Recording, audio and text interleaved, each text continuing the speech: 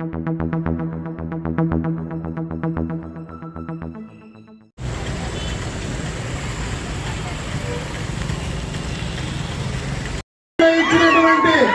ఎవరైనా ఉన్నారంటే అది మన పెద్దలు చంద్రబాబు నాయుడు గారు అని చెప్పే సందర్భంగా కూడా మీకు తెలియజేసుకుంటున్నా. ఈరోజు పూర్తిగా అది కుంటుపడిపోవడానికి కారణం ఈ ప్రభుత్వం చేసేటువంటి విధానాలు అని చెప్పే సందర్భంగా తెలియజేసుకుంటున్నా. అదే కాదు, గత ప్రభుత్వంలో ఎన్నో కార్యక్రమాలు మన పెద్దలు ఈ నియోజకవర్గానికి ఇచ్చారు. ఇక్కడనే మన పక్కనే ఎప్పటి నుంచినో ఈ పట్టణంలో ఒక కళాక్షేత్రం కావాలంటే ఆ కళాక్షేత్రం అక్కడ శాంక్షన్ చేస్తే ఈ రోజు దాకా కూడా దాన్ని మొదలు పెట్టినటువంటి పాపాను పోల.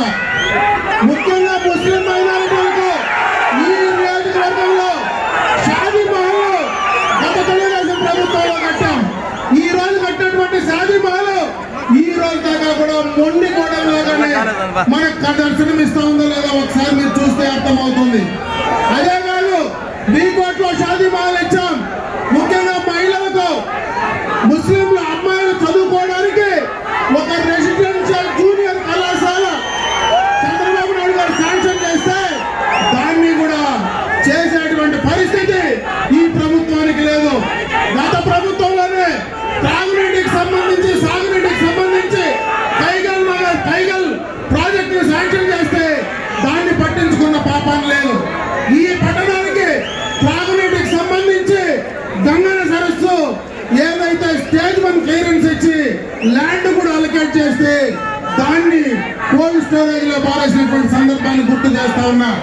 గత ప్రభుత్వంలో ప్రతి గ్రామానికి లింక్ రోడ్లు ఇవ్వాలని ఎక్స్టర్నల్ ఎయిడెడ్ ప్రాజెక్ట్ కింద 130 ఇచ్చినటువంటి ఎవరైనా ఉన్నారంటే అది మన పెద్దలు చంద్రబాబు నాయుడు గారు అని చెప్పే సందర్భంగా కూడా మీకు తెలియజేసుకుంటున్నా.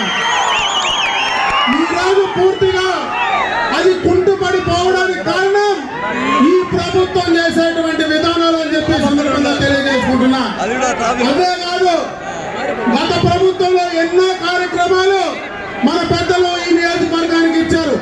ఇక్కడనే మన పక్కనే ఎప్పటి నుంచినో ఈ పట్టణంలో ఒక కళాక్షేత్రం కావాలంటే ఆ కళాక్షేత్రం అక్కడ శాంక్షన్ చేస్తే ఈ రోజు దాకా కూడా దాన్ని మొదలు పెట్టినటువంటి పాపాను పోల. ముఖ్యంగా ముస్లిం మైనారిటీలకు ఈ నియోజకవర్గంలో షాదీ మహల్ గత తెలుగుదేశం ప్రభుత్వంలో కట్టాం. ఈ రోజు కట్టినటువంటి షాదీ మహల్ ఈ రోజు దాకా కూడా మొండి గోడలాగానే మనకు దర్శనం ఇస్తా ఉందో లేదో ఒకసారి మీరు చూస్తే అర్థమవుతుంది. అదే కాదు, బీకోట్లో షాదీ మహల్ ఇచ్చాం.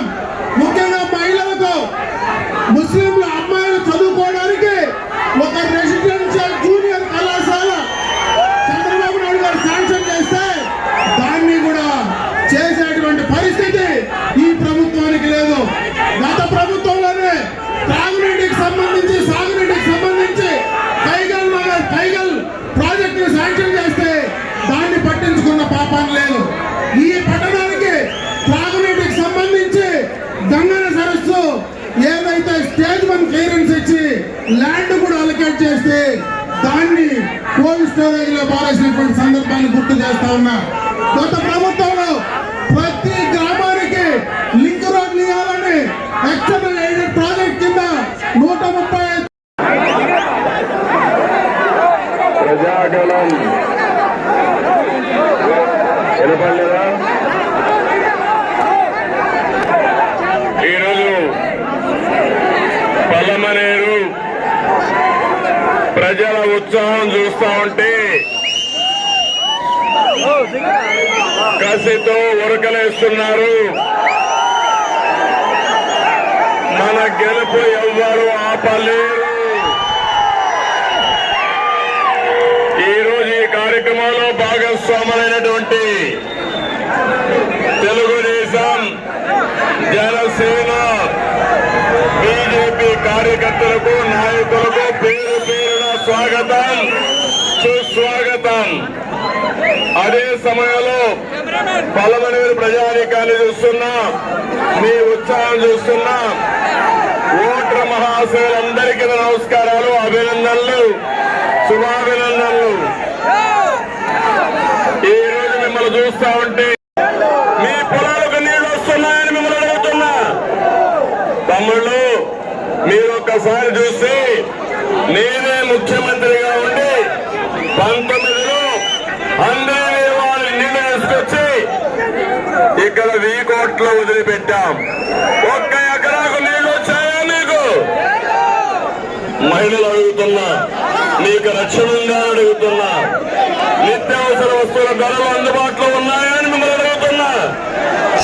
యువత, ఎవరికైనా ఒక డిఎస్సీ పెట్టారా? ఎక్కడైనా రాష్ట్రంలో పెట్టుబడులు వచ్చాయా అని మిమ్మల్ని అడుగుతున్నా. మా తమ్ముడు అడుగుతున్నాడు, we want mega DSC. Mega DSC పెడతాం, మీకు ఉద్యోగాలు ఇప్పించే బాధ్యత మాది.